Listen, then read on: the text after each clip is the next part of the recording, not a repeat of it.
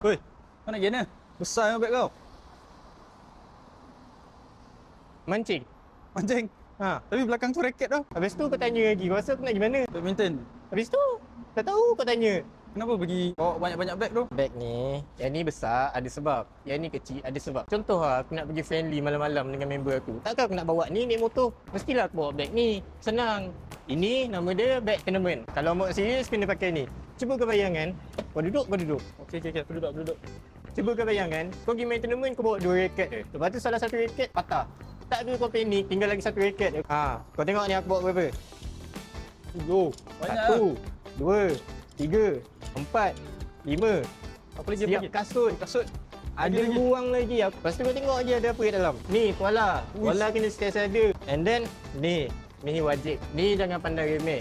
Kalau korang tak ada benda ni, nanti korang tengah loncat, smash apa-apa, tersedia. So better korang pakai sock grip. Kau tengok ada berapa banyak grip kat dalam bawah. Ai. Kita orang sebagai pro player memang standby bawa banyak-banyak. Lepas tu kau buka depan ni.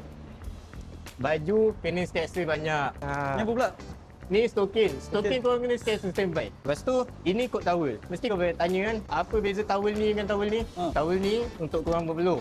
Ini kot towel. Dia untuk sejukkan badan korang. Kalau korang tengah panas apa-apa, korang boleh sejukkan badan korang pakai towel ni. Korang tengok.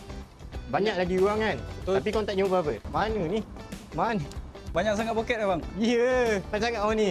Okey. Aku banyak besar sangat bag ni, aku guna pening lah barang aku letak mana. Sok.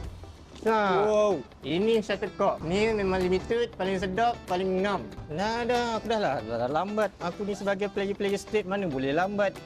Jap. Beg ni nak beli dekat mana? Aku nak Apa agak punya satu. soalan kau ni? Dah terang-terang besar dekat sini kau pergi tanya lagi. Aku serabut lah dengan orang-orang macam ni.